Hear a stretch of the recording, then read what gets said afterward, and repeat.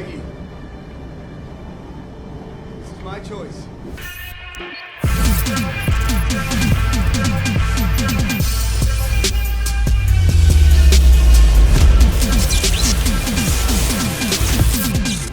What if Captain America, the first Avenger, was never frozen?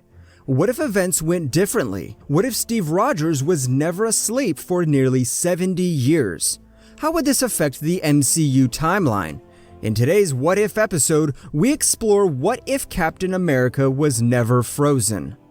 At the ending of Captain America the First Avenger, Steve Rogers was flying the plane carrying the weapons. On the brink of detonation, Steve knew that he had to fly the plane directly into the ocean, sacrificing himself. As the plane crashed into the ocean, Steve's whereabouts were unknown in the original timeline. However, in this What If fanfiction, Howard Stark not only recovered the Tesseract from the ocean floor, but also found Rogers in the ocean. Rogers was saved due to the super serum formula, but the freezing waters of the ocean froze him. Howard managed to rescue Steve and brought him back to base. Rogers eventually awoken from his temporal coma after 2 weeks. With Steve Rogers still alive and kicking, Peggy Carter embraced him. They both eventually got married. Steve knew that as he is still alive, he is still Captain America. He needed to embrace the responsibility that Dr. Abraham Erskine gave him when Steve was injected with the super serum.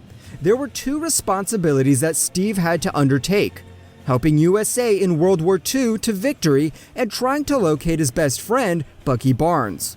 Captain America would eventually assist USA and the rest of the Allied forces to victory in the World War II. With Hydra broken apart due to the loss of the Red Skull, Steve Rogers would continue to be Captain America. Along his wife, Peggy Carter, they helped to be the frontrunners of S.H.I.E.L.D. S.H.I.E.L.D. was formed as a successor to the Strategic Scientific Response. Steve, with his wife Peggy, alongside Howard Stark and Chester Phillips, were the original founding members of S.H.I.E.L.D. S.H.I.E.L.D. would launch Operation Paperclip, where over 1,500 German scientists, technicians, and engineers from Nazi and other foreign countries were recruited into USA for employment. In the original timeline, R.M. Zola, Red Skull's right-hand man, and Wernher von Braun were recruited. However, in this timeline, with Captain America's existence, he would be overseeing the recruitment of the officers.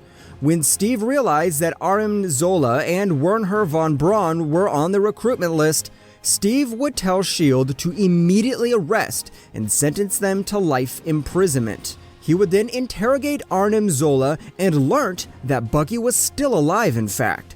Bucky was captured by Hydra and was supposed to be brainwashed into being a super assassin known as the Winter Soldier. R.M. Zola would then be sentenced to life imprisonment, and this would affect the MCU timeline drastically. R.M. Zola's original plans of growing Hydra within S.H.I.E.L.D. to secretly rebuild Hydra would be foiled. This means that many national and global events which were planned by Hydra, including the events that led to the destruction of S.H.I.E.L.D. in the future in Captain America Winter Soldier, were stopped. Back to this fanfic timeline, Steve, being enraged with this, told S.H.I.E.L.D. to perform a massive hunt for any USA agents, including Bucky, who would have been captured by Hydra. Hydra bases across Germany and USA would be raided, with Steve leading the assault. Steve would eventually recover his best friend, Bucky, who was on the brink of being brainwashed to be the Winter Soldier. Bucky was surprised to see Steve by his hand, but was glad to have him back. Bucky would take some time off to recover, but would eventually join S.H.I.E.L.D. alongside Steve. With the World War II victory and most of the Hydra agents eliminated, S.H.I.E.L.D. would be free from the parasite of Hydra. Steve would eventually be good friends with Howard Stark, which would affect the future of this timeline involving Tony. Howard Stark would join forces with the other scientists to recreate the super soldier serum. By having Steve as the original and first super soldier, they were able to recreate the serum via reverse engineering. Eventually, the super serum formula was available, and a select few of the top S.H.I.E.L.D. agents were assigned the super serum, including Bucky himself. Bucky would gain all the same traits as the Winter Soldier. The only difference was that he was not brainwashed by Hydra, so he would not be performing any assassinations. This means that in this timeline, Howard and Maria Stark survived and were not killed. Steve would continue to lead S.H.I.E.L.D. with Bucky, Howard, and Peggy. They would be involved during the Cold War, but victory might be quicker for the United States as there are multiple US agents who are equipped with the Super Soldier Serum, but hand-picked by Steve himself. Steve would also be able to convince Hank Pym to join S.H.I.E.L.D. from the start, whereas in the original timeline he refused after his wife was apparently killed in a mission in 1987. By the 1990s, Steve Rogers and Bucky himself would be in their mid-50s, but they still possess the strength of the younger self thanks to the Super Serum. S.H.I.E.L.D. has developed into a more military-like, with Steve still the leader. With no Hydra by their side and S.H.I.E.L.D. become a more organized unit than before, Nick Fury and Phil Coulson would later join S.H.I.E.L.D. Nick Fury would eventually draft the Avengers as in the Captain Marvel timeline. Although there were no deadly threat imminent yet, the Avengers were formed at first in the 1990s with Steve Rogers, the leader, as Captain America, Bucky Barnes as himself, Howard Stark as Iron Man, Hank Pym as Ant-Man, Carol Danvers as Captain Marvel. However, Captain Marvel would help the Skrulls to find a new homeland, leaving behind a pager. The early Avengers rarely fought as their existence was kept hidden from the public. The Avengers Initiative was only formed as a response to the future threats that might be posed. Steve Rogers and Howard Stark became good friends throughout the years. In this timeline, Howard would always compare Tony to Steve. Howard would always tell Tony that they must have iron in their backbone to be successful. He should emulate Steve's heroics as Captain America in his adventures. Tony would eventually despise Steve, for he was always a shadow in his father's eyes. His father favored Steve more than his own son. Tony would hate Steve Rogers, but still respect him for his deeds as Captain America.